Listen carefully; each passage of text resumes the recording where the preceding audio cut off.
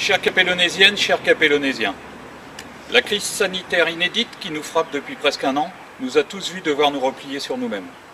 Elle a isolé les plus fragiles et fragilisé d'autres qui se pensaient à l'abri. Dans ce cadre, et malgré les difficultés rencontrées, l'ensemble de ces services municipaux s'est attaché à maintenir autant que possible ses missions à votre service. Nos commerçants de proximité sont restés ouverts et la solidarité communale s'est exprimée à travers la confection de masques ou d'aide aux plus démunis. C'est dans ce contexte particulier qu'a pu enfin se mettre en place le 25 mai votre nouvelle équipe municipale. Ce, plus de 2 mois après les élections, où vous nous avez, et je vous en remercie, accordé votre confiance.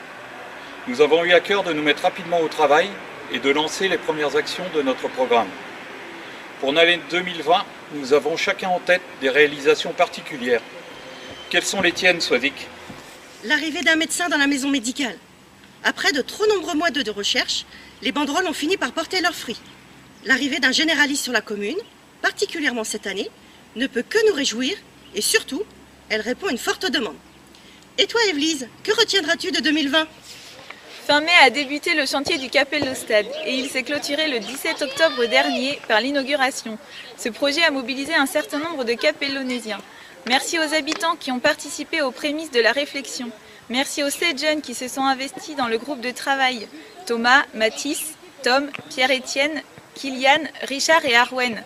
Merci aux habitants présents lors de l'inauguration et du tournoi intergénérationnel qui a suivi. Merci de prendre part à la vie de notre commune. Nathalie, quel a été ton moment fort pour l'année 2020 ? En tant qu'élue en charge du patrimoine depuis 2008, l'élément le plus marquant et le plus émouvant pour moi s'est déroulé ce 3 février 2020, avec la signature de l'acte notarié qui a officialisé la transmission par la commune au département de Loire-Atlantique de son patrimoine le plus ancien et le plus emblématique, à savoir l'abbaye de Blanche-Couronne devant laquelle nous nous trouvons, avec l'espoir de voir ce site entièrement restauré devenir la fierté de tous les Capellonésiens. Il y a eu bien d'autres actions en 2020. On peut citer la poursuite du PLU, du projet d'aménagement du lotissement du Chapeau aux Moines, le relooking du bulletin, un important programme d'aménagement de voirie communale et le lancement du Facebook communal afin de tisser du lien avec une autre partie plus jeune de nos concitoyens. Mais tournons-nous vers 2021. Quel projet pour cette nouvelle année? Agnès? Alors, cette année, nous souhaitons continuer à intégrer les habitants dans nos réflexions et dans nos échanges, notamment par le biais des comités consultatifs. Aussi, avec les initiatives citoyennes, nous allons pouvoir lancer sur l'année 2021 des projets et les concrétiser, donc des projets proposés et choisis par les habitants. Alors n'hésitez surtout pas, toutes les idées, tous les projets sont les bienvenus, même s'ils ne sont pas aboutis. La municipalité se charge ensuite de les mettre en œuvre. Donc tous les projets seront soumis au vote des habitants et le ou les 2 projets préférés des Capellonésiens seront lancés sur l'année 2021. C'est donc une vraie occasion d'être acteur du développement de votre commune. Donc n'oubliez pas que vous avez jusqu'au 15 janvier pour nous envoyer vos projets. Vous pouvez donc encore les soumettre. Le formulaire est accessible en mairie ou directement sur le site de la mairie. Donc Stéphane, est-ce que tu as d'autres projets à nous présenter pour l'année 2021 ? Donc 2 sujets concernant l'année 2021. Le premier concerne un bilan énergétique de l'ensemble des bâtiments communaux que nous avons réalisés en fin d'année et qui nous permettra donc de réaliser un plan pluriannuel de travaux. Ça concerne le complexe sportif, l'école publique, la mairie ainsi que les salles associatives.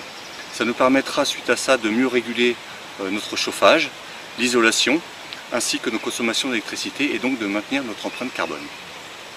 Le deuxième sujet concerne une démarche d'éco-pâturage que nous allons également lancer au printemps et donc vous pourrez venir voir des moutons ici sur la vallée de la Cure, ce qui nous permettra dans un premier temps de maintenir la biodiversité de ce site et donc de garantir toujours une promenade plus agréable le long du sentier de grande randonnée. Et toi Daniel, quels sont tes projets pour 2021 ? Nous venons d'apprendre que le département a retenu notre commune dans le cadre de son appel à manifestation d'intérêt Cœur de Bourg. Ça nous permettra de bénéficier de subventions importantes. Nous nous emploierons également à créer de nouveaux logements sociaux dans la continuité du Belvédère, sur le site de la maison Ayala, acquise début 2020. Et toi Yannick, qu'envisages-tu pour 2021 ? Cette année sera aussi l'année pour partager vos réflexions, vos idées lors de nos rencontres autour de la réhabilitation et valorisation du presbytère. Et toi, Julie? Cette année 2021 va être l'occasion, je l'espère, de pérenniser la présence de commerces ambulants sur notre commune. Dès ce mois de janvier, un primeur va rejoindre le boucher, le poissonnier et le fromager le vendredi matin. C'est pour cette raison que nous avons décidé de les installer sur le parking en face de la boulangerie, ce qui vous permettra de faire vos achats de manière plus sécurisée. Afin de répondre au mieux aux besoins de la population, le marché bio de Feuillé viendra désormais de manière régulière au cœur de la chapelle Launay, à raison d'une fois tous les 2 mois, permettant ainsi à tous d'en profiter. Comme vous voyez, nous avons l'ambition de faire avancer la commune à travers des réalisations concrètes et dans la mesure du possible, avec tous ceux d'entre vous qui voudront bien s'y impliquer.